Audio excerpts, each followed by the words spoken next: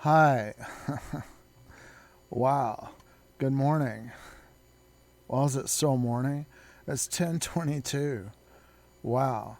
Somebody hacked one of my Facebook accounts yesterday, and Vietnam, the communist empire, like Vietnam is a communist empire. That was what they used to tell us when we were young. It's just like Vietnam is planned to overthrow the entire world with communism. Um, Actually, the guy wrote a letter to the president. It's like, we want to be just like America. So that should tell you the guy Ho Chi Minh or whatever wrote to the president of the United States. It's like, oh, don't misunderstand us. You know, we wanna be like your country. We want to make that very clear. Right? um, and it's interesting that initiated an all out invasion, assault, onslaught of the country. Um, First, they for young people that don't know what the Vietnam War was, um, it started with the French colonial empire that spread over the world and invaded, conquered many countries that were not yet industrialized, which shows you the disadvantage of not having any kind of deterrent to a foreign invader. So, but the French, the United States, spent a lot of money and was trying to get ahead economically in the world via imperial war endeavors. And they spent a lot of money. A lot of big players in the United States spent a lot of money on World War II. And so generally the feeling was, well, France, we liberated you from the Nazis, so your empire now belongs to us, or whatever. Well, the French were trying to hold on to their empire in Indochina, which included the territory of Vietnam, and so the United States was like, well, we'll let you do the dirty work, and paid about 70% for the French for many years to try to, suppress the Vietnamese and so on and so forth. And when the French couldn't cut it anymore, the United States, so we're going to have to go in there and clean up, right? Because these people are talking about they want to be like the United States. They want to develop their industry and everything, and that is the communist empire. It's like, wait a minute, you just said that Vietnam, because and the United States is like, this is the domino effect. If every country does this, it's going to be world communism. If every country tries to be like the United States, yeah. So it's important to figure out what exactly that means. It means, well, if a country really develops a strong industry and national government, then they can develop their industries and exploit their own natural resources, right? So a foreign country that's looking at the natural resources of underdeveloped countries and wanting to stay ahead sees this kind of development of countries along the same lines that the United States developed as a threat to the natural resources in the region. So that was the thing with Vietnam. My Facebook account, was somebody in Vietnam. The first thing they did, well, one of my Facebook accounts, I have several, but the first thing that they did, and I got a notice. I didn't see it for about 30 minutes. It was like somebody added an email to your Facebook account. So somebody had managed to log in some kind of way. Maybe it was a virus, maybe it was on a website, maybe a Trojan or something like that. They tried a password, or I don't know how they did it, but they got in, right? And then I got a letter, another email that said that my login email had been removed from the account, right? So now it turned out when I investigated it that Facebook, this is kind of a hole in the Facebook system. In other words, Facebook says, oh, if somebody changes your email and it's not you, you can send us a message. But be warned, ladies and gentlemen, apparently if somebody first adds an email, right, and then removes the original email, it's not detected by the system as this reversible email change thing. So I never got the initiate. So I've sent an email with all the robo messages I got from Facebook, and several of my friends also, they're aware. They saw somebody was trying to sell them stuff on my Facebook page. So I just thought, with all the American right wing hysteria about the communists and the evil Vietnamese communists, that here's Facebook, and they're like, we don't think it's abnormal or whatever. We don't. A communist, the Vietnamese can go in to anybody's Facebook, and our system is not going to flag that and go, wait, we're going to have to review, right? So anybody in any country or whatever can go into Facebook, and they're not they're going to yeah, let it go like that. And they still haven't contacted me back, right? I want to start doing a carbon copy of send the emails and carbon copy of the New York Times, and write a little text about, and I like the Vietnamese people, and I'm very sympathetic towards them, and I'm just kind of joking around, but I just, it's so interesting how the right wing numbskullverse, on the one hand, they put out that, we're shoulder to shoulder against the threat of these evil foreign forces or whatever, threatening our way of life and everything like that. And then it's possible for somebody. I mean, it came up. It was like, this guy's got a Hotmail account. He's in Vietnam. He added that to the account. And then before I could get back in there, and my phone was disconnected for non-payment. So before I could do something with my phone, I couldn't do anything with my phone because my phone was disconnected, right? So that was unexpected, but it was, it's like perfect timing or whatever. But this is sort of like what was going on yesterday, and then I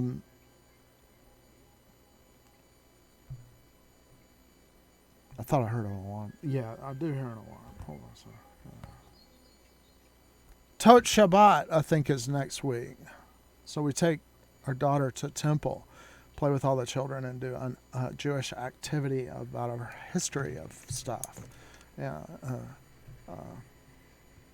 We study Paul Erdoes and Benoit Mandelbrot. Yeah. No. No, they make a little, what is challah or something, or what are Shabbat candles or something like that. And me personally, I'm like, how about who is Maimonides?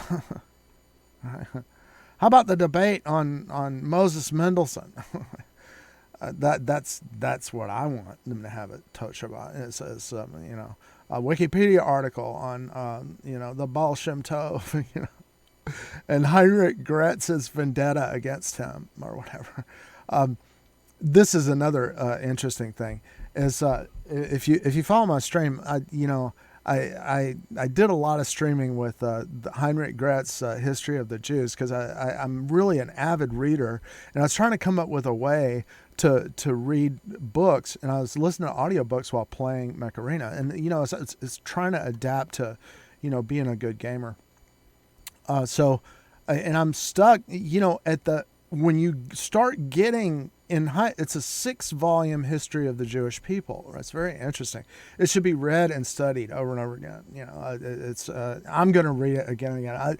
I was, because I was exposed to Jewish influences like existentialists like Martin Buber and the psychoanalytic movement like Freud and stuff, and my mom was very interested in mysticism, and my sister's husband, who was really sort of my father in my formative years, my sister and I live with them, that I think.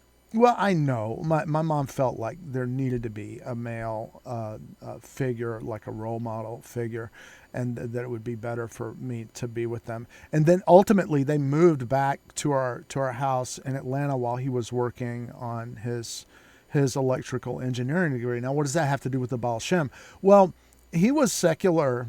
He's not a religious person, really at all. Well, I mean, but Jewish people, in a sense, you may feel that they seem religious because religion, the Bible, it's also just the history that we have, right?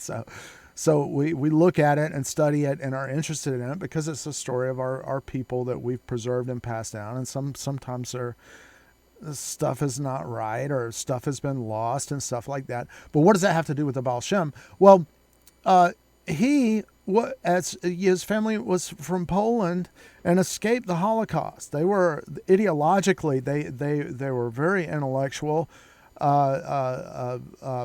and saw essentially the handwriting on the wall or whatever, that it was in Poland there was gonna be a disaster, and what was on the horizons, and they escaped. So, but a lot of their family was caught up in the Holocaust. I mean, for years later. I mean, sometimes it was many years later. Because all the way communication was when the Holocaust happened and everything, and all these people were killed, is you can only find people that knew or saw, and could say, oh yeah, I was there, at this train platform, and I saw where they were going, and so even years later, we're talking in the 70s, right? They would still find out, oh, yeah, this part of our family, they did die. And this is how they died, or where they died, or something. You get a phone call and speak Yiddish. But what does that have to do with the Baal Shem Tov? He was involved in Yiddish preservation, Yiddish cultural and preservation of Yiddish literature. He had a strong interest in that because he was like, this was our... this is really, really big. It's not, and a lot of Jews are like, I want to get Yiddish, anything German, out of my mouth ever, and I'm going to speak Hebrew. And Hebrew has come back, which is just absolutely amazing that Hebrew has come back and now is used as a living language. It's essentially a resurrection. But at the same time, for some people, they really appreciate the fact that that there was a great culture there that we're in danger of losing forever.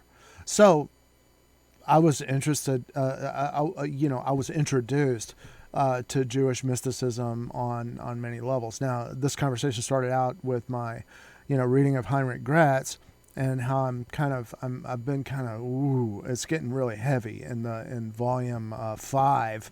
I'm about midway through, or a little bit more than halfway through of volume 5. There are about 700 pages per volume, and he hates the Hasidic movement and the Kabbalah and Jewish mysticism and stuff like that. I mean, that's a strong word for me to say hate, but he. It's almost like I have a hard time when a text is supposed to be a historical text takes on the character of polemic, right? And so it's kind of slowing me down because I have to back away from it and think about what he said and the people that he's talking about and stuff like that. So I'm doing that.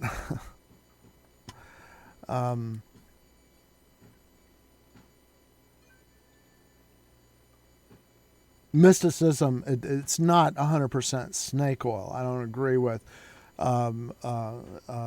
the way Gratz largely characterizes the hundreds of thousands, maybe even millions of Jews that see the value of the Kabbalah and see the value of reading, seeing some underlying messages in text. And this is what came out with Freudian psychoanalysis, is Freud was like, you have social norms, and then if you have a thought that violates some given norm, that's a taboo. So it's not something that's open to discussion, right? Or thinking about, or even having a certain kind of feeling. And yet people have these feelings. And early on, Freud was witnessing a lot of forensic autopsies of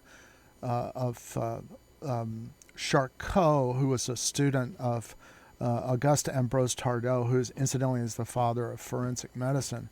And Freud saw maybe, I don't know, as many 1,000 or more autopsies.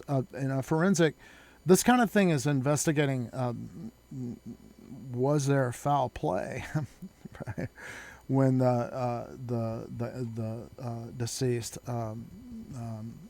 got into the situation that they got in was, and in fact, a lot of times they did discover that something had been done to the person that resulted in them dying, and essentially solved the mystery. And so Freud came back and he argued that in his etiology of hysteria, he said that the women who are married and have they're not able to engage in the sexual consummation of their marriage, and in fact have seizures when they're approached by their husband.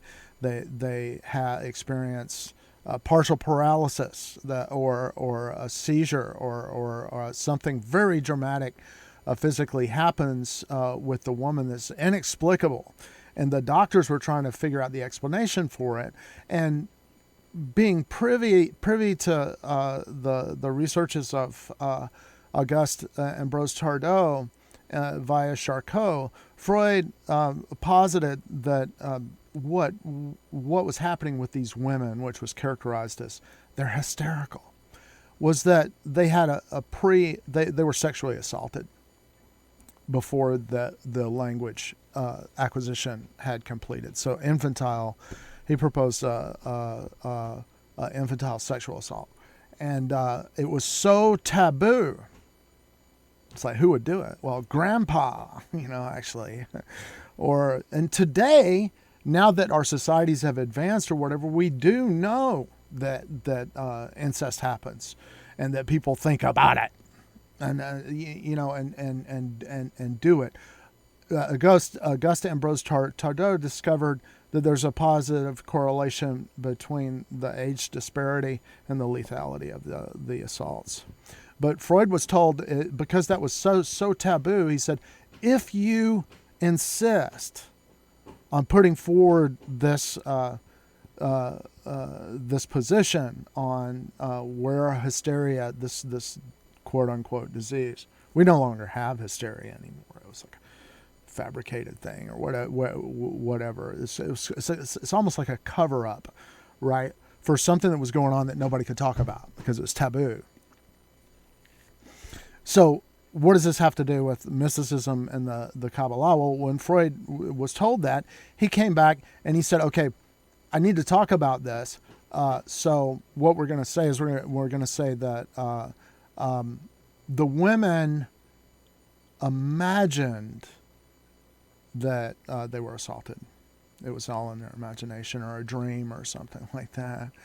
And they developed what's called an Oedipus complex, right? And this was a way he used literature to say that there was no sexual latency, that the first attraction for males is toward the mother, and the first attraction for females is toward the father. Plain and simple. He wanted to say that, but could not say it directly. And in the framework of his culture, he presented this thing called the Oedipus complex.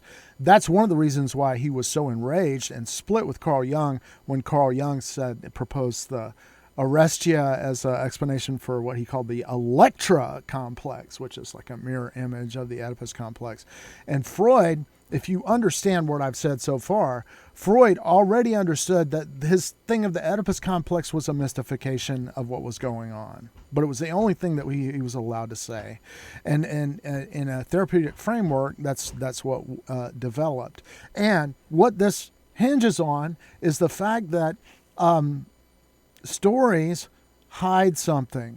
They may be a tragedy, that hides a secret desire, right? A bad dream may actually be something that you really want that's taboo, right? And you manifest that, oh, I'm not violating the taboo because this is a nightmare what's happening, um, uh, and yet that's the thing that you sort of want to happen, you know.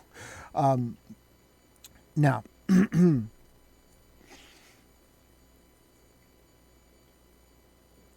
I should work this into a thesis. Well, what I want to say is this: is Gretz is great. Heinrich Gretz's History of the Jews is fantastic. It should be read over and over again.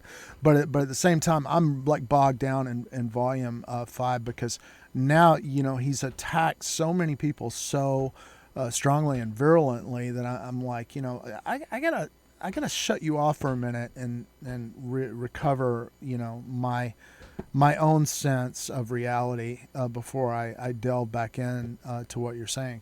And I did the same thing with the Gallic Wars, Julius Caesar. The first time I read the Gallic Wars, I was like, oh, Julius Caesar, bit boom ba, bit boom ba. And then like the second time I read it, I was like, this guy's manipulating me. Because he had some powers like that. But then later on, I really came to appreciate Julius Caesar in a much broader perspective and stuff like that.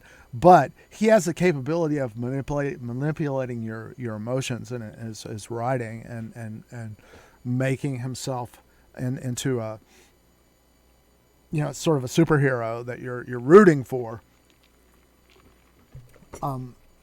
There's a subtext out there. So that, in a very cartoonish, simplistic kind of way, that is an illustration of why Jewish mysticism has some value and why the Kabbalah is more than just Gretz snake oil. Like Gretz is like, these guys, they take ancient text and they say it means anything that they want it to mean, and it's true. It's damn sure possible, right?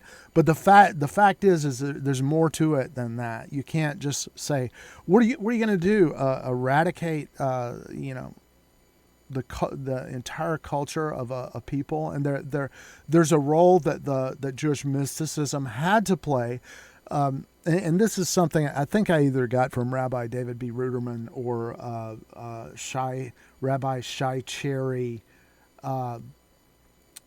was that an element of the development of Kabbalistic thought in Judaism, an element of it was a response to assimilation and a response to a Maimonidean thought in particular. Maimonides would not have liked the Kabbalah either, and Maimonides, there's syncretism in Maimonides, but Maimonides famously he'd talk about the law that the Jews got on Mount Sinai, the Torah, right? Like it tells you what to eat. It's for your benefit. He tried to explain that all these things benefit you in some way. And I think one example that the scholar that was, I think it was Ruderman, Rabbi Ruderman, was in the class that he was giving. It's like you could say, well, it says don't eat pigs. Well, it turns out that pigs have trichinosis, right? And so we have this law that says pigs are not kosher to eat. It's not okay to eat these things. And it's to save us from the dreaded, fearsome trichinosis, right? But the problem that could emerge from that kind of thinking is you find the purpose, the underlying purpose, and you go, oh, well, if that's the case, then I can eat pigs as a Jew because all I have to do is just make sure it's really cooked well, and then I'm not going to get trichinosis, right? And Kabbalah, in so many ways becomes a particularly kind of Jewish it's very difficult to get very deeply into Kabbalistic thought without Hebrew and Aramaic, and it's as the rabbi said, there was an element of resisting this assimilative tendency of that was something of the post-Maimonidean period, and he argued. Well, he put kind of two things.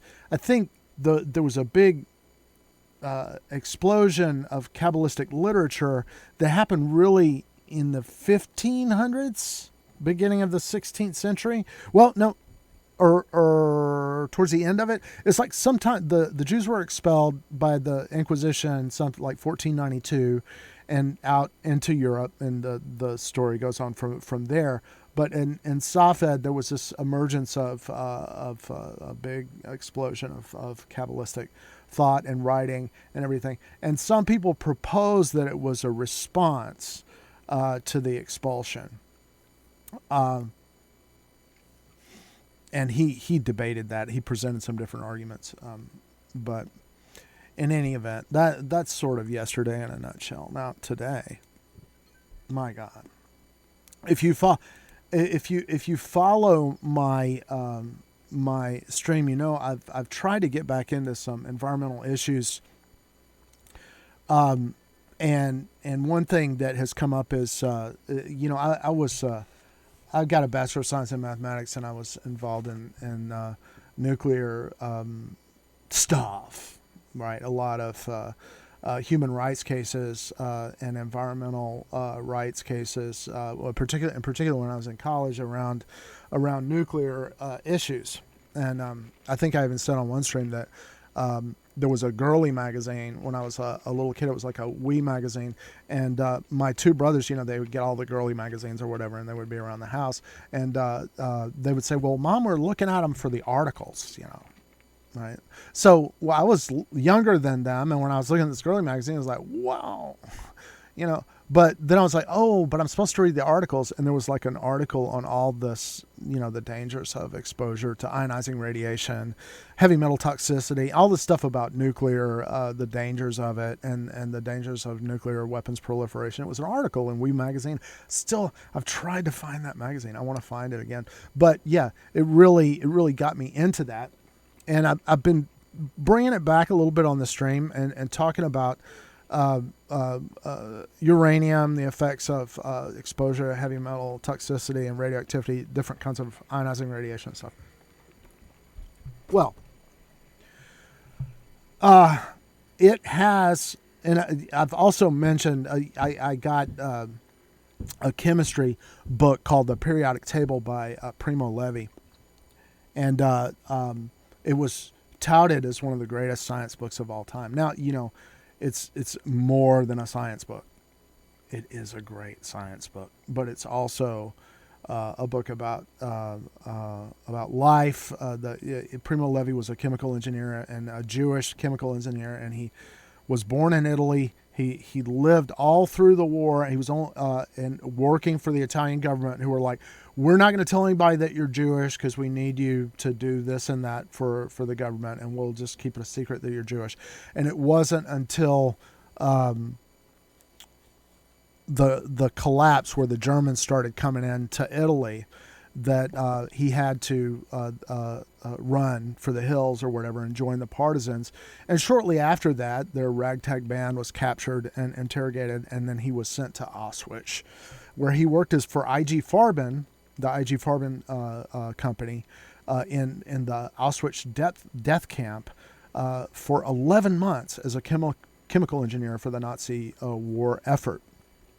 And he wrote this book called The Periodic Table. So, it's got a lot of great chemistry in it, and funny stuff, and but also the whole thing of like, my God, you know, the whole thing of being Jewish and surviving Auschwitz. And he was born in Italy, and the family owned an apartment, and he went right back until the end of his life. He was found at the bottom of a stairwell many years later. No suicide note. but he died from a fall from his apartment building stairwell. You know how they have those stairwells where there's a big hole in the center and you can go all the way down. But I don't want to get into conspiracy stuff. I'm like, it's enough that there were fascists all over the place, and a tradition of anti-Semitism for me to say there could have been foul play. The same thing with Aaron Swartz. That's a very recent thing. There's enough, policy stuff about how to get people out of the way by intelligence forces or whatever for me to suspect that there may have been foul play around Aaron Swartz's death. But I'm like, and this is what I always like to tell young people: don't dissolve yourself in some conspiracy thing. You can have some circumstance or probability or of something, right? It's not proof. If you go off and spend your rest of your life endeavoring to prove something like that, first of all, you can't do it, and then second of all, you could have been working on some other things. So when you discover something like that, what I say is like somebody, I suspect that something may have happened to the guy. Somebody may have killed him. It's within the realm of possibility, right? Somebody needs to prove to me that he killed himself. That's the position that was taken. The police said, well, we don't think it was foul play. And he talked about, it's sometime in his life he talked about jumping off a building or something. But yeah, I don't know. A lot of people say, and they also said most people never leave suicide notes. The greater percentage of his, so therefore there's no foul play or whatever. But I'm not going to spend any more time on it. It's an open question for me. All right. So all this stuff about chemistry has been floating around, and we had a huge spike in the incidence of cancer, I guess, back in the mid 90s or something like that. But a lot of data was starting to come out about, I mean, you may remember lead paint and stuff like that, and how it devalued houses. There were certain kinds of blow-in insulation that turned out to be harmful to your health. Asbestos, that was everywhere, right? And people didn't know, right? And it took decades for it to say, oh yeah, we put this stuff in, everybody got cancer. This is the thing with atmospheric nuclear testing. The fission products from the atmospheric test or whatever would rain down on grasslands or whatever, and the cows would eat that stuff up, and it would go into their system, and then the milk, people would drink the milk, and the people would get cancer. And ultimately, we found out that this was that more people died as a result of this. So we got atmospheric test ban. We don't do that anymore, right? Because it killed more Americans, than Hiroshima and Nagasaki combined killed of Japanese, right? Our own people, right? But people, the leadership, it's also our own people or whatever like that. But then in reality, it doesn't seem like in this country that there's our people or whatever. Everybody's like told that they gotta hate other people or at each other's throats and stuff like that. But okay, back to chemistry. I had a little bit of a meltdown. My significant other was got a polyurethane stain. No ventilator fan. House is closed up. She's got a history of cancer in her family, and I sort of lost my temper.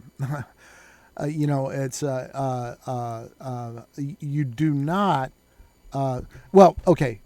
Volatile organic compounds. Like in my adjustment over the course of my life, I became aware that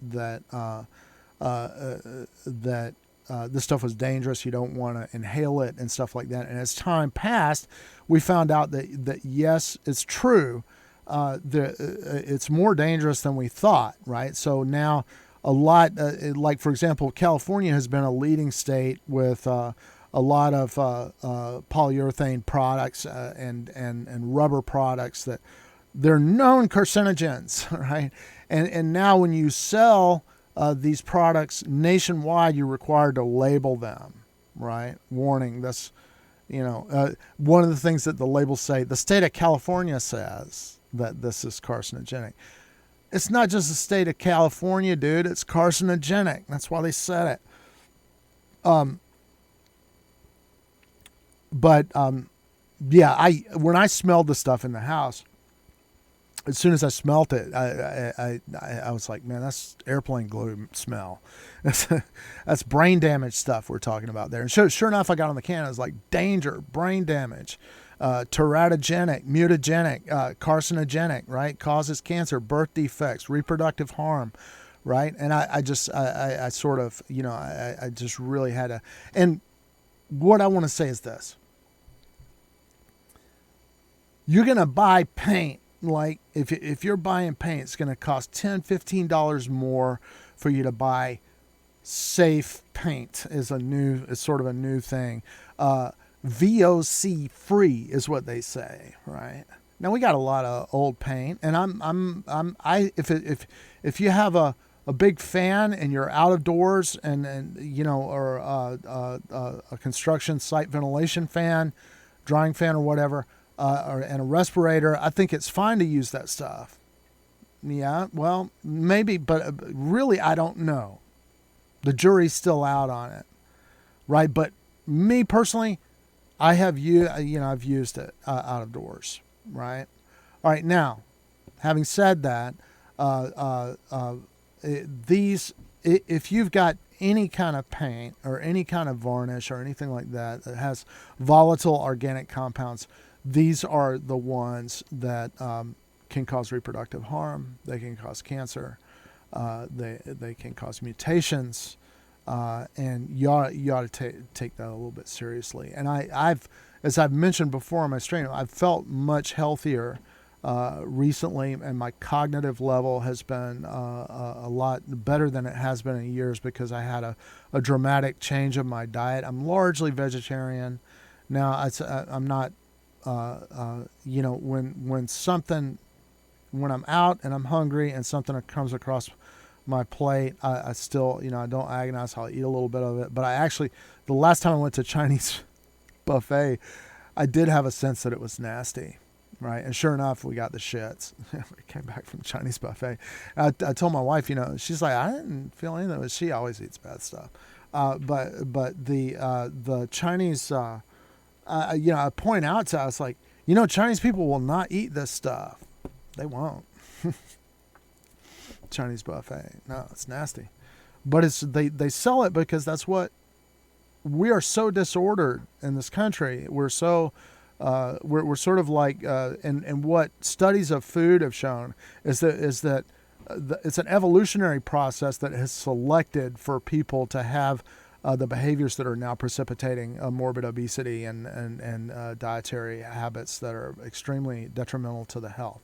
That it's an evolutionary outcome that's what you call an evolutionary dead end, right? That conditions change so dramatically that this is the way that we're eating or whatever is not an effective evolutionary process for our continued survival. Right? We walk into Stevie B's now. Man, I look around, man. People they're all fat, hugely fat, and foods cooked at high temperatures are carcinogenic and everything like that. So, I'm just I was just sort of up in arms or whatever, and I took all that stuff and put it outside, threw away the stain and stuff. I don't want the baby to smell that. My daughter, no way. And I yelled at my wife. I should not have yelled at her, but I did, and that's an example of when I was totally overwhelmed. For first, I got a Facebook. I can't believe a Facebook account can get stolen by somebody in Vietnam. It's so obvious on the computer. Something. This has never happened before. He's never logged in. You know, it's been over a decade. I only log into Facebook in in the Atlanta uh, area, right? The you know, for a Vietnamese account to come up, right? So there's that, and I'm still trying to recover one of my Facebook accounts, but my oldest one, which I kind of want to get rid of anyway eventually, but still there was a lot of work out there, and I have some forums that I manage and stuff, and now I'm completely cut off from admin rights to all that stuff.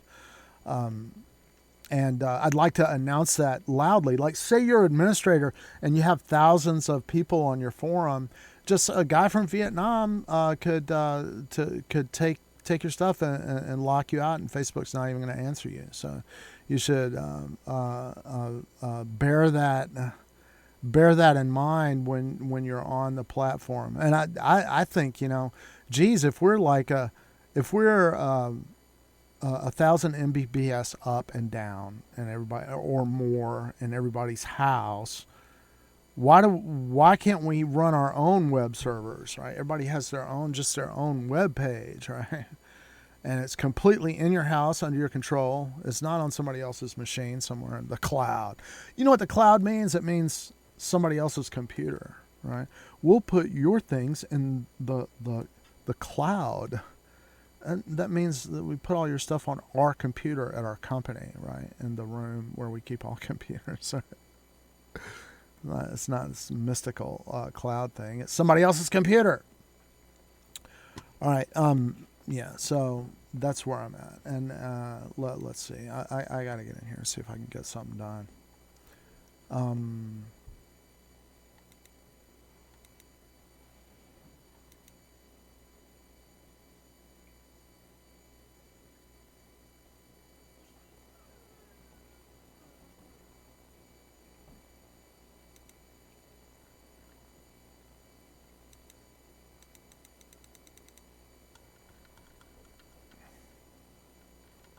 Little Orphan Melvin, and then we were on, what is it?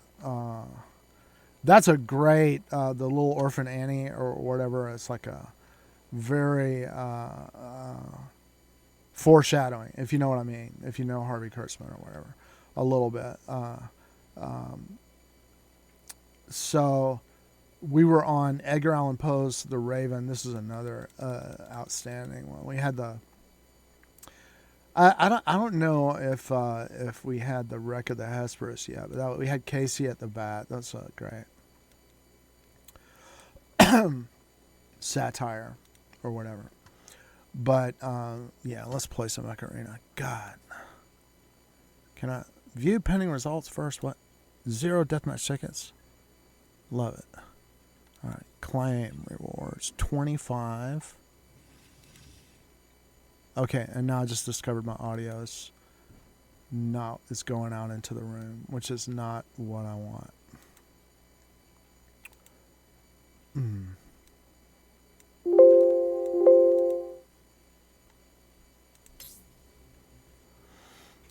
Oh, expert am I? Right.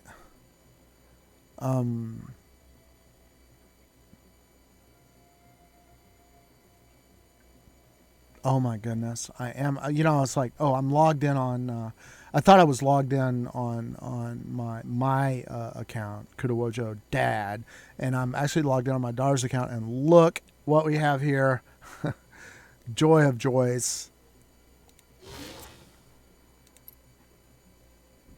I'm upgrading my rank. All right. All right. Now, do I wanna?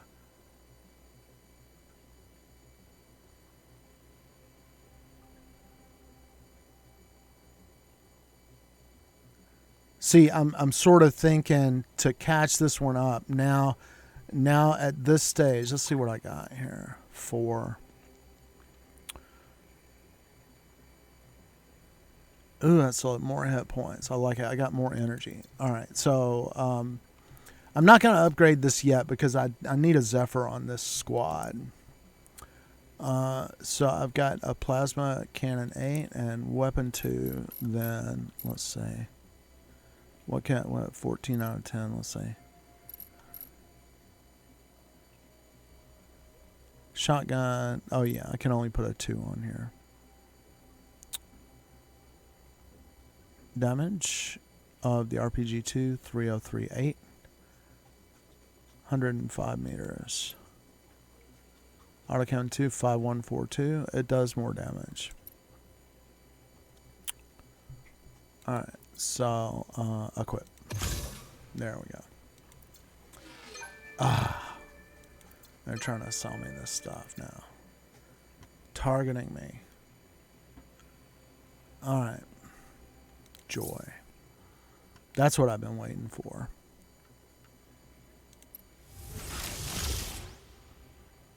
Two deathmatch tickets. Cool.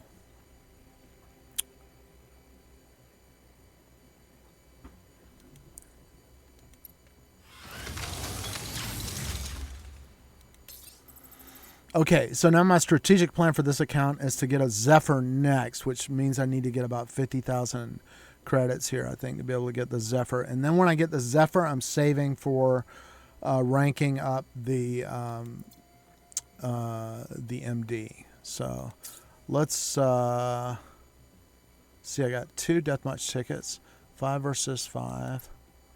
All right. I should have gone and tried to make a team. Forgot. See what we got.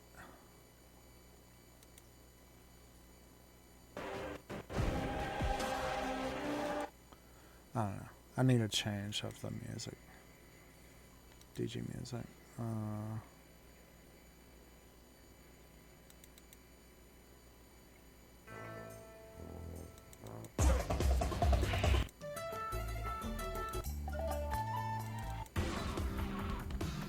I think I'm going with this.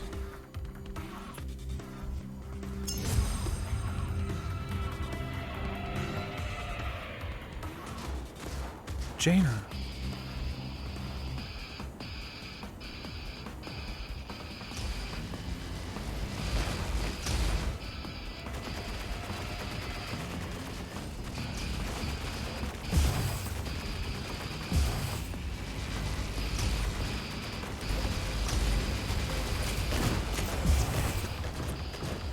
That was bad.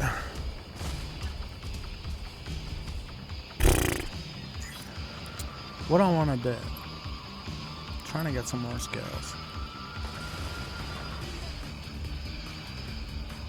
Alright, here we go.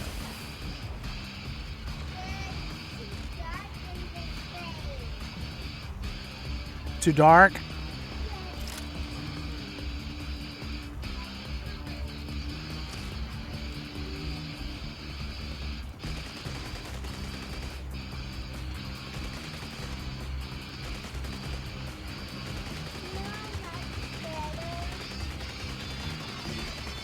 I may have to stop because my daughter wants something.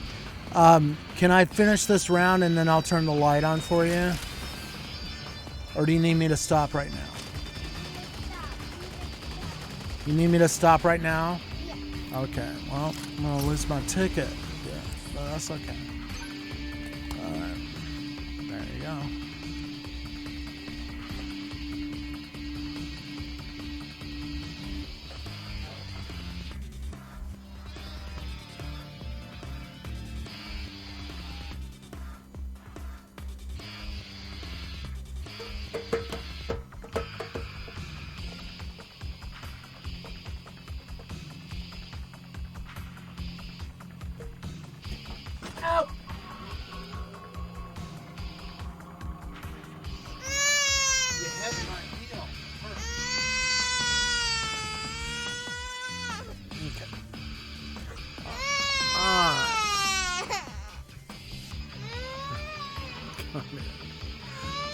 She like slammed into my foot. Okay. Alright. She's mad at me. It's not my fault, dude. You gotta be a little bit careful. I was standing right there. You kicked my foot. And I yelled because it hurt. Kicked my foot. So I guess it hurt her too.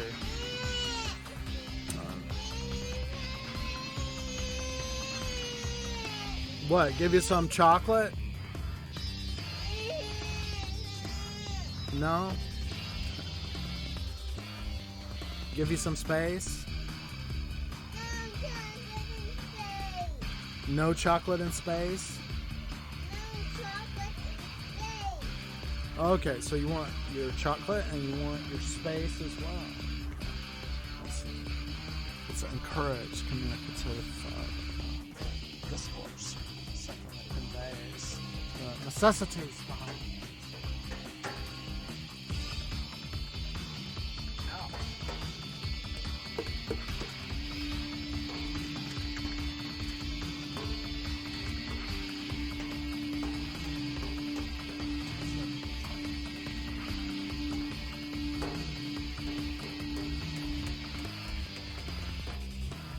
I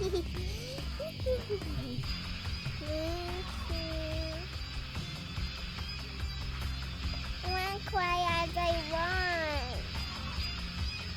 I want to cry as I want.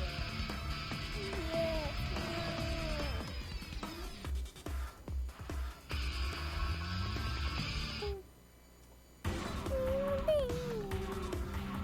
Alright, so there's your light. Can Daddy sit down? Can Daddy sit down on his chair? No? You want to sit on Daddy's lap?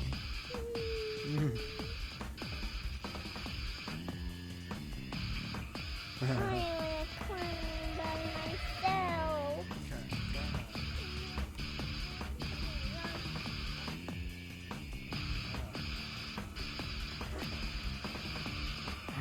Okay. In the Schwarzinger household, the daily events transpiring right before your very eyes behind it.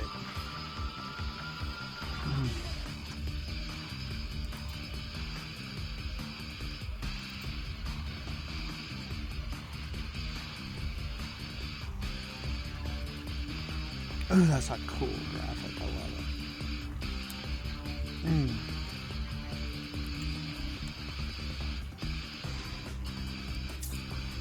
Got one deathmatch so good. Dang it.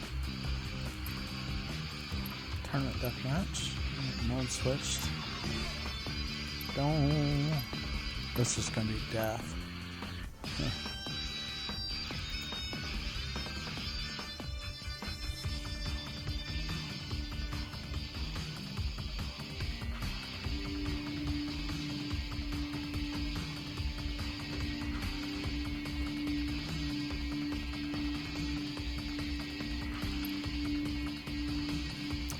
One hot track.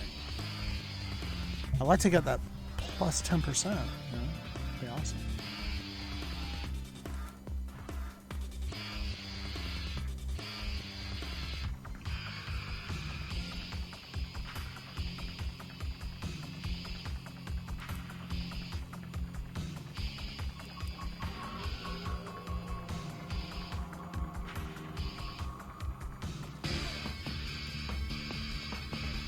Union of hitherto antagonistic beliefs, and the Latin inscription, to God and the Fatherly King, united in the Kingdom of Westphalia. At the instigation of Jacobson, the Jews of the Kingdom of Westphalia were to be organized somewhat like their brethren in France. 22 notables were summoned to Kassel, among whom the originator of the movement was naturally included. Jerome received them kindly, and spoke the memorable words on the occasion, that he was pleased to find that the constitution of his kingdom, which had been forced upon him, confirmed the equality of all creeds, and in this respect entirely corresponded with his own ideas. In the commission appointed to draw up the plan for a Jewish consistory in the Kingdom of Westphalia, Jacobson was naturally elected to the presidency. Michael Beer was also a member. The constitution of the consistory, on the model of the French, was published at about the same time as the latter, March 3, 1808. In France, a rabbi occupied the chief position, whilst in the German assembly Jacobson was to be president. He desired to be considered a rabbi, and even represented himself as one. The chief meeting place of the Westphalian consistory was Kassel. Its authority was acknowledged 502 on many subjects, and Jacobson was all-powerful, being ordered to consult the magistrates only upon important occasions. The consistory was also to be employed as a means of rousing patriotic feelings in the hearts of old and young on behalf of the House of Bonaparte. It especially busied itself with the debts of the various congregations, which were to be divided among the several communities, and thus paid off easily. Strange to say, one of the members of the consistory was a Christian, State Councillor Merkel, who, acting as secretary, kept a watch upon the highest Jewish judicial authorities like a detective. In the French Central Consistory, thoughtful, trusty men, who had given proofs of their abilities, were elected, such as Davidson Syme, the Dang it, president, Kristen back in Abraham hot. D. Kalagna, and Menahem Oh. Deutz, whose son afterwards obtained sad celebrity, men who knew That's how not to what I bridge wanted. over the gap between the old times and the new. While Jacobson delighted in Gotta think foolhardy fast. and dragged his Sure do. colleagues along with him. And In I didn't think fast transforming enough. The condition of the congregations and the synagogues under his jurisdiction. Lost my he lock. consulted with David Friedel Durr, standing almost within the pale of Christianity. Well, and that's what his happens colleagues when among you're, the Eastern. The desire not of paying Jacobson attention. was for reforms, or rather for the introduction of such practices into the Jewish divine service as were observed in the Christian This guy's church, trying to get away. especially such as appeal to the senses. Get you. The first German prince who voluntarily conceded to the Jews at least a restricted amount of freedom was Duke Charles of Baden, one of the dependents of No the cover. family of Napoleon. Baden, being on the borders of France, became accustomed to the recognition of the Jews of the latter country as citizens, and public opinion was more favorable to them there than in other parts of Germany. To be sure, the German Prince of Baden was not so free from 503 prejudice as the member of the Napoleon family who occupied the German throne. He declared the Jews citizens of the state, but did not give them the freedom of the cities, so Dang that it. they could not dwell in such towns as had hitherto been closed to Jews. And even where they had Yeah, always empty your been magazine there. tolerated, they were There only you to go. be regarded as protected citizens. Okay. However, reserved the right to Man, what confer are the these freedom guys? of the God, cities the upon those who should endless give up magazine heavy trade. reload implant Their speed religious things. peculiarities were What to the be hell? respected, only insofar as they agreed with the Mosaic Law, but not with the Talmudical interpretations of the same. Even the city of Frankfurt for a moment succumbed to the equality intoxication, although petty, pedantic hatred of Jews was incorporated in every patrician. This hatred had greatly increased in intensity 8 to 7. since Come the on, let's spread knock of 'em down. revolutionary principles. Knocking them down. The subjection of the Jews was to compensate for loss of independence. Not a single badge or ceremony which perpetuated Jewish degradation was removed from the Jews, who numbered about 500 families. The laws of Street-Tijgeit, defining their dependent status, which had existed for 200 years, Yeah. were still annually read in the synagogue. Every newly admitted Jew was compelled to take the oath of allegiance to the Senate. Restrictions continued to be imposed on Jewish marriages. Jew taxes had to be paid, as if the Holy Roman Empire still held sway, instead of the all-powerful will of the Corsican, Prussian emperors and kings. The Jews were obliged to dwell in the narrow, dirty, unhealthy Jewish quarter, and every Christian, however degraded, had the Dang right it, of calling one to the long most shot. refined Jew, Moch-Mores, the judge, of treating him as a despicable object, and even banishing him from the better parts of the city and from the parks. The French General Jourdan had indeed freed the 504 Frankfurt Jews from the ghetto for a few years, when he bombarded guys the all city and here destroyed for? that portion of it. Under the eyes of the French victors, the patricians, sorely against their will, permitted Jews to rent houses in other districts. Under no condition could they purchase or erect houses. When the Holy Roman Empire melted away like a snowflake before the breath of Napoleon, when Frankfurt fell under the sovereignty of the Arch-Chancellor or Prince Primate of the Rhenish Confederation, and the powerful aldermen themselves became subject, the serfdom of the Jews came to an end, though the change was not expressed in legal enactments. Karl von Dalberg, a liberal-minded man, and most favorably disposed towards the Jews, would gladly have removed their yoke. Indeed, he wrote to Gregorier, the advocate of emancipation, upon this subject. However, he was too well aware of the stubborn hatred of the Frankfurt patricians towards the Jews to venture upon their complete emancipation. He had only promised in a general way that the so-called coronation of the members of the Jewish nation should be protected against injury and insulting treatment. The urgent necessity of regulating the status of the Jews by law was apparent to this Prince Primate, who discharged his duty only by half measures, such as were characteristic of the Germans. By the publication of a new order for the government and protection of the Jews, he conceded, in the spirit of the new era, that previous laws, being opposed to the modern constitution of the Jewish nation, should be abrogated. At the same time he figured as the adherent of the anti-Jewish party by stating that complete equality could not be granted so long as the Jews did not show themselves worthy of it, by forsaking their peculiarities and adopting the customs of the country. By these new ordinances they were treated as strangers on sufferance, who might enjoy the benefits of the law of 505 nations and of humanity, but not the rights of citizens. The only relief measure was that the various protection taxes were consolidated into an annual impost of 22,000 florins. Even the ghetto was again held out to them as their residence.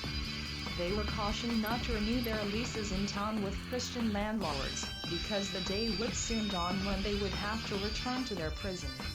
Naturally, the Jews of Frankfurt used their utmost endeavors to have these exceptional laws annulled, the more as their co-religionists in the neighboring kingdom of Westphalia were enjoying equality. When the Rhenish Confederation was dissolved and the Duchy of Frankfurt created with a constitution of its own, recognizing the equality of all inhabitants, of whatever belief, Amschel, Gumprecht, and Rothschild, the first court agent who made princes subject to himself, as representatives of the Jews, did not rest until they had induced the Archduke Dalberg and his council to establish their equalization by a special law in spite of all opposition. The new Archduke, being in want of funds, besides desiring the freedom and equality of the Jews, consented to grant these privileges for the sum of 440,000 florins, being 20 times the amount of the annual tax of 22,000 florins, 150,000 to be paid at once, then 50,000, and the remainder in annual payments of 10,000 florins. The law, published December 28, 1811, decreed that all Jews living in Frankfurt under protection, together with their children and descendants, should enjoy civil rights and privileges equally with other citizens. The Jews took the oath of citizenship, entered upon their privileges and duties, and Louis Baruch Bini, a Jew, was employed in the ducal police. The Jew Street, or what remained of it, lost its mournful privileges, and was swept out of existence or joined to adjacent quarters.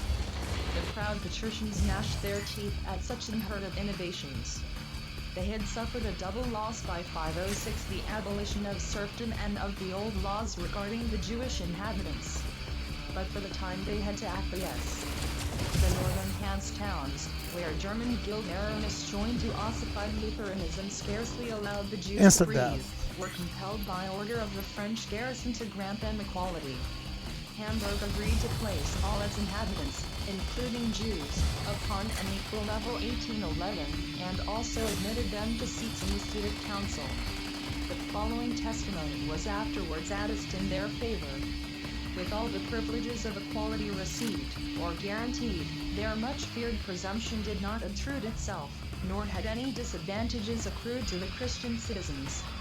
On the contrary, the Jews displayed a quiet, modest, and friendly demeanor in spite of additional prerogatives, and showed eagerness to work for the public weal. Several gained distinction by their great benevolence and patriotism. The small town of Elec showed more opposition to the settlement and emancipation of a few Jews under French protection.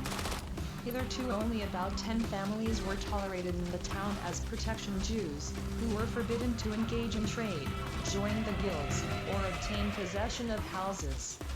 These privileges were regarded as exclusively Christian. No Jews dared claim them.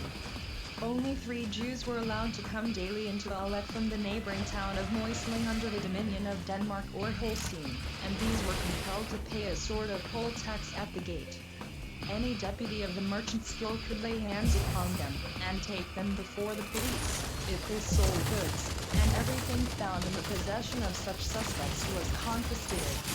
With the advent of the French 1811 to 1814, about 42 Jews from mostly and 14 foreigners with their families moved to Elek, thus bringing the number of families in Elek up to 66.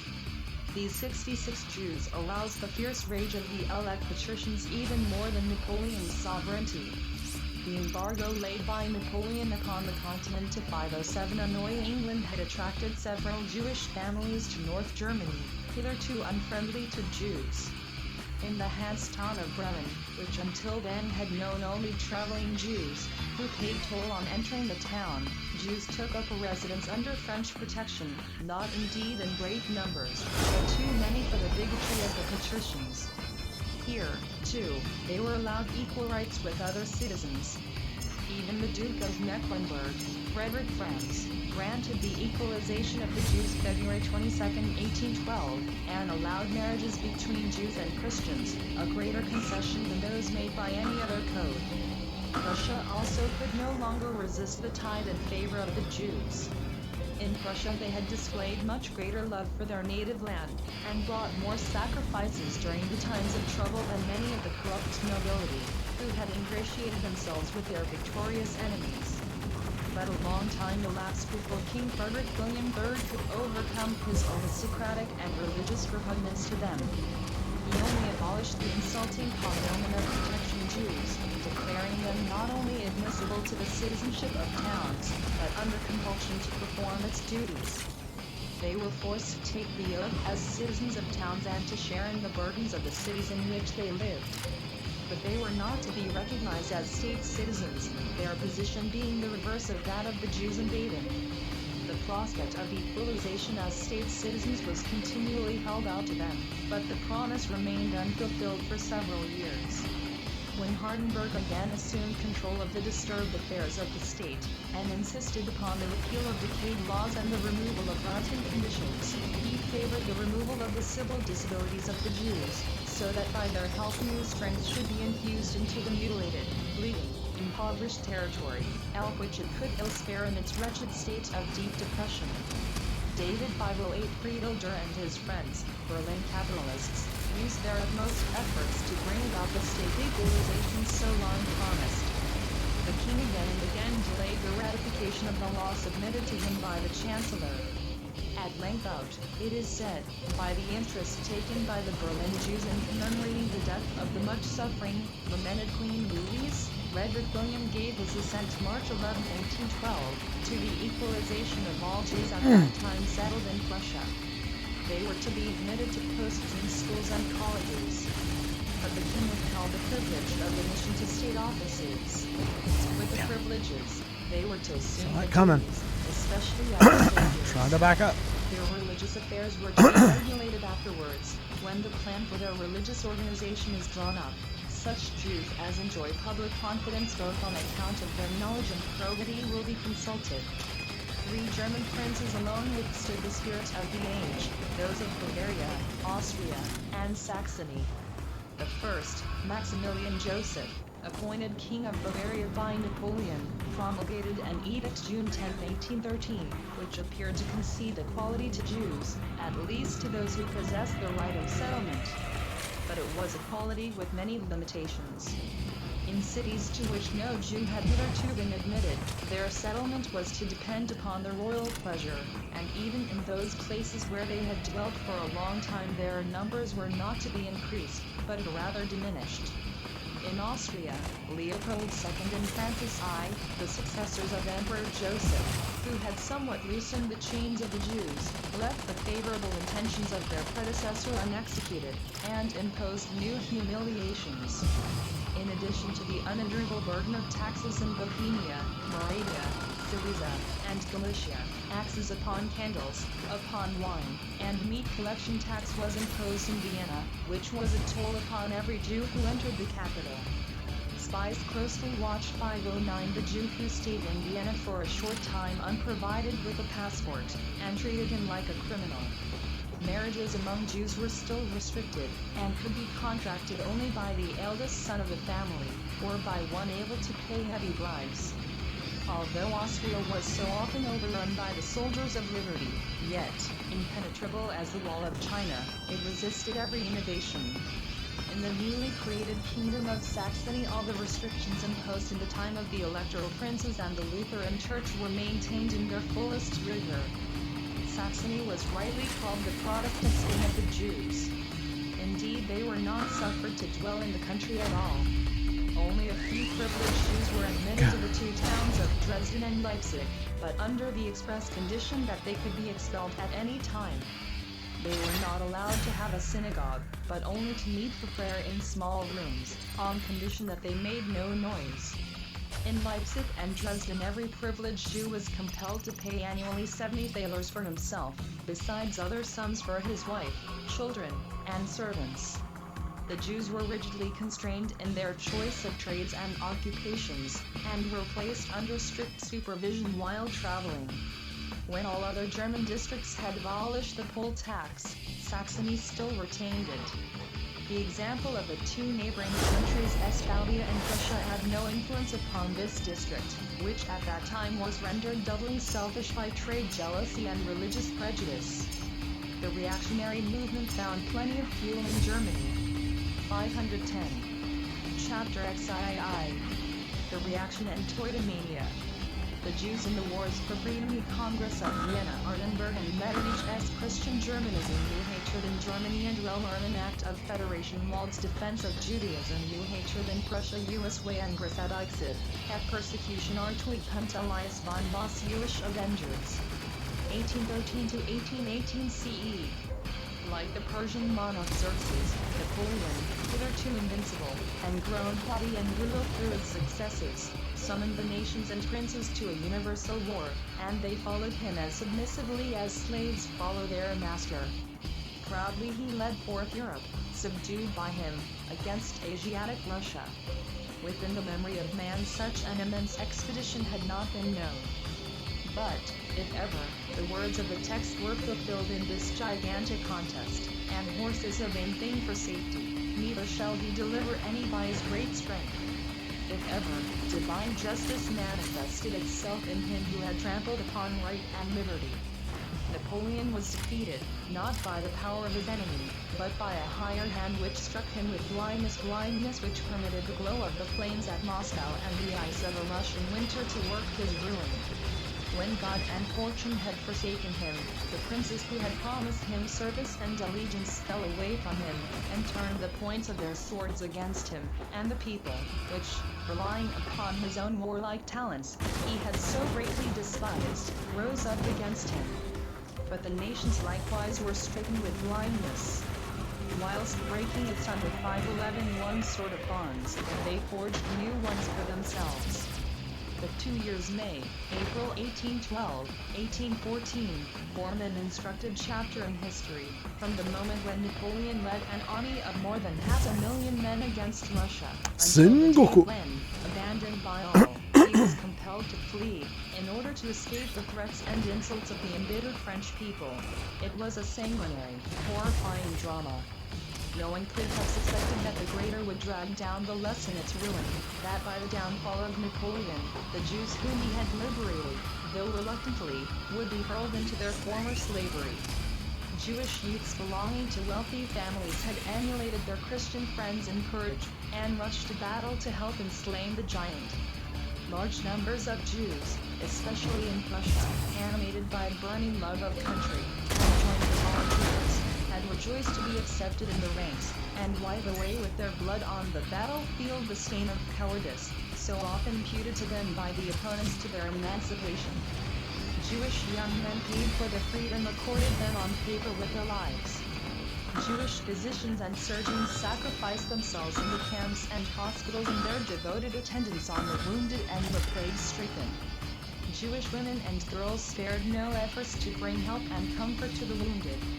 Again, as in the days of national independence, sons of the same race and religion were opposed to each other. Ermine Jews engaged in deadly combat with French, Italian, and Dutch Jews, and recognized each other only in the last hour, in time to embrace as brothers. Those unfit to bear arms had shown their attachment to Germany and their worthiness of emancipation by sacrifices in other ways.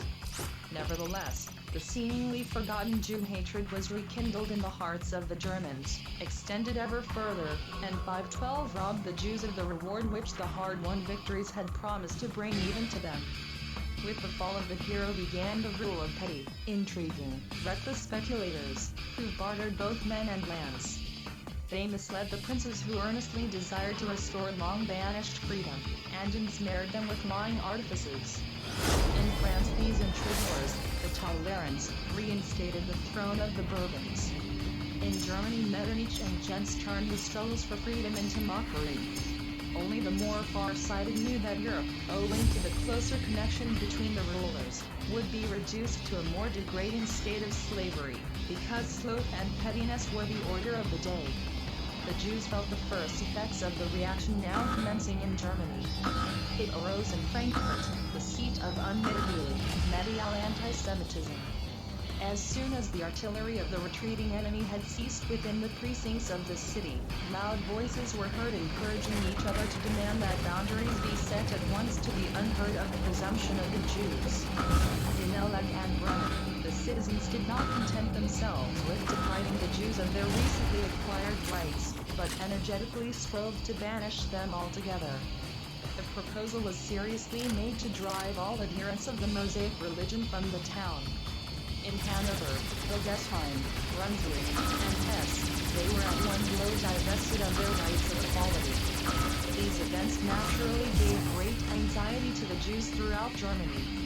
If the privileges granted them by law, as in Frankfurt, could be abolished, what security had they for the continuance of their equality? What a contrast this reaction presented to that in France. Here, although the nobility, who hated freedom and were thirsty for revenge, and the Catholic clergy were in power at the court of Louis XVII, and looked 513 upon the terrible events since 1789 as if they had not happened, yet the rights of the Jews were not abridged. The Jews, concerned about their freedom, honor, nay, their very existence, especially in the so-called free towns, looked hopefully forward to the Congress of Vienna, which was to readjust dismembered Europe. The monarchical and diplomatic members of the Congress, however, did not hasten to act the part of Providence assigned to them. They opened the meetings in November instead of in August, and from the bosom of this Congress, intended to establish eternal peace, a desolating war arose. The community of Frankfurt had sent 2 deputies to Vienna, one of them Jacob Baruch, the father of Vigney, chosen because he had patrons at the Viennese court. Baruch fulfilled his task in a disinterested manner worthy of his great son. Together with his less-known colleague, he presented a memorial October 1814 to the Congress, wherein the arguments in favor of the claim of the Frankfurt Jews were clearly set forth. They made the formal claim that their equalization had been duly purchased for a large sum, and the patriotic claim that they had taken part in the liberation of Germany. Their chief aim was to remove the suzerainty of the Senate over them. The Jews of the Three Hands town sent a Christian lawyer as deputy, to guard their interests in Vienna, who of his own accord had drawn up an appeal for the equalization of the Jews.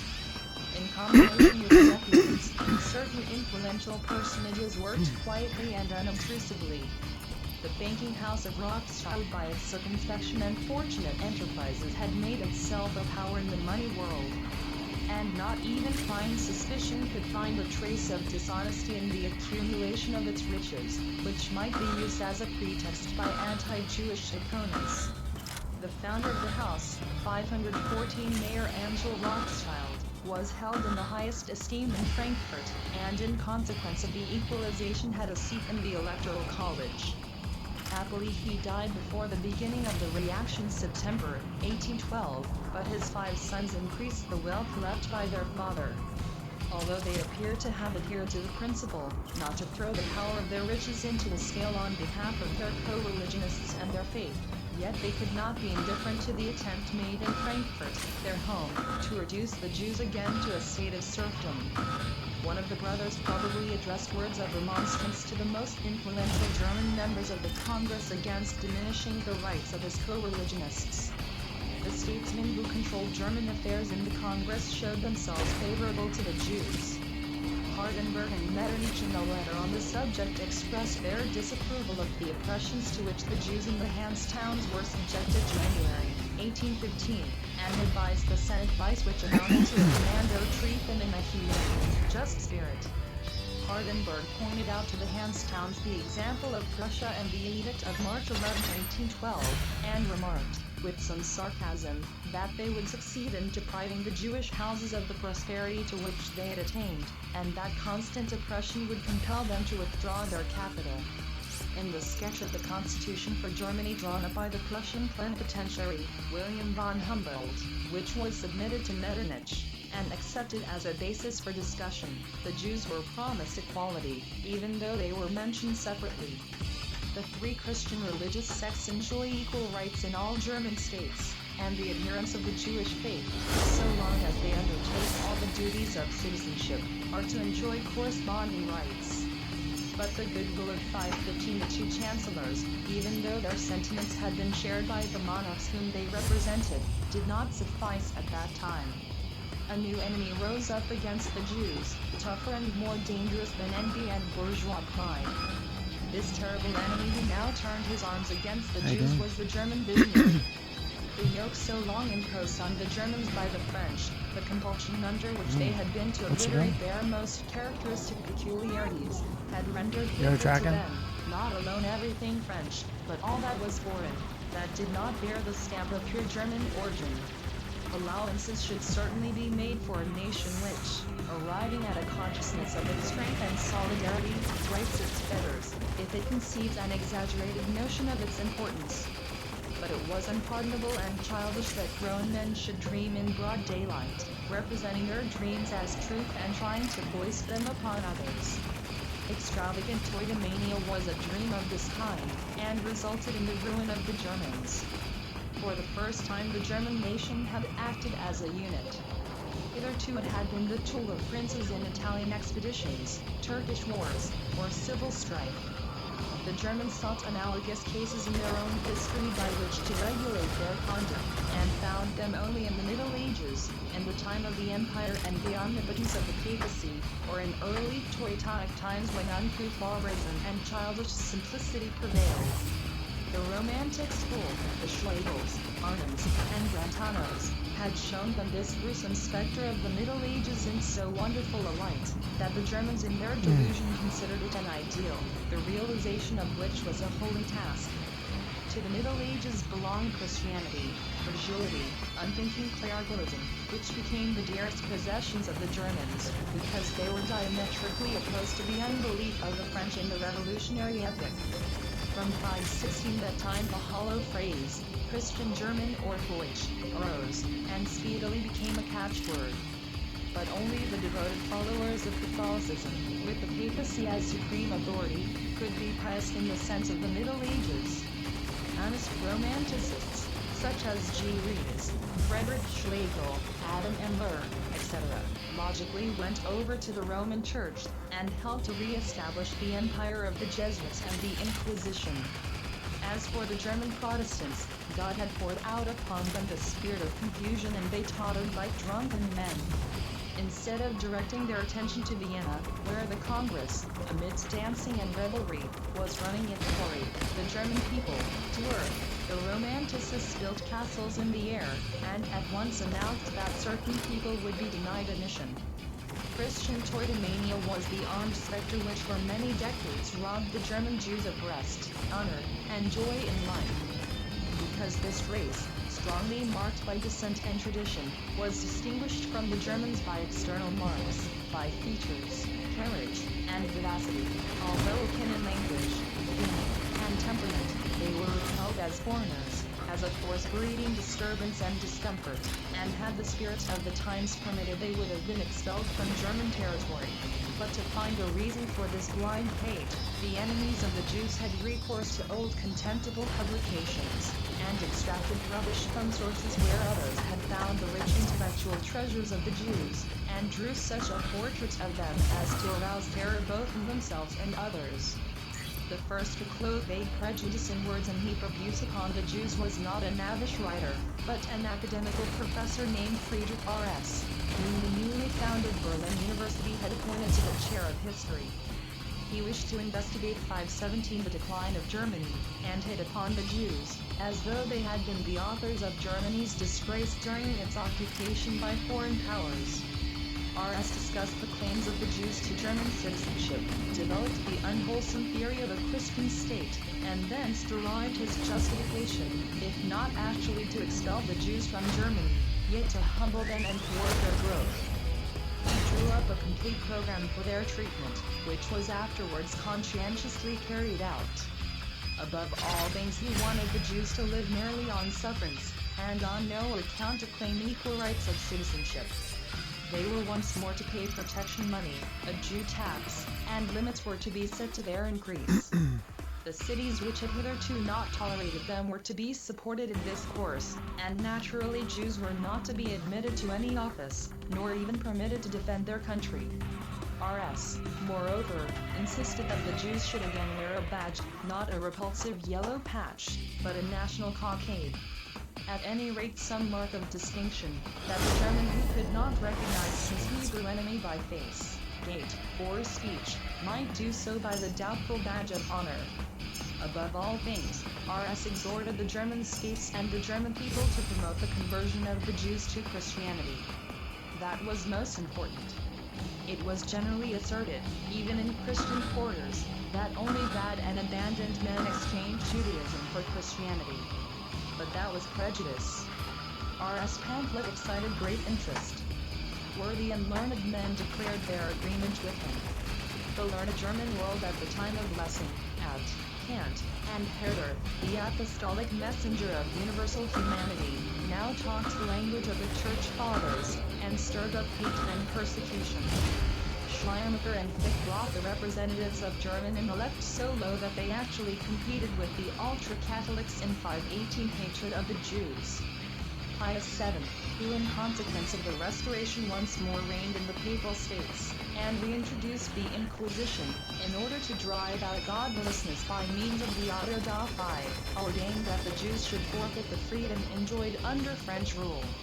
The Jews of Rome had to forsake their beautiful houses in all parts of the city and return to the dirty, unhealthy ghetto. The Middle Ages had returned to the Papal States. The Jews, as in the 17th century, had to attend sermons for their own conversion on pain of punishment. Meantime, history had enacted one of those surprising interludes, which was to prove the instability of the reactionary Restoration.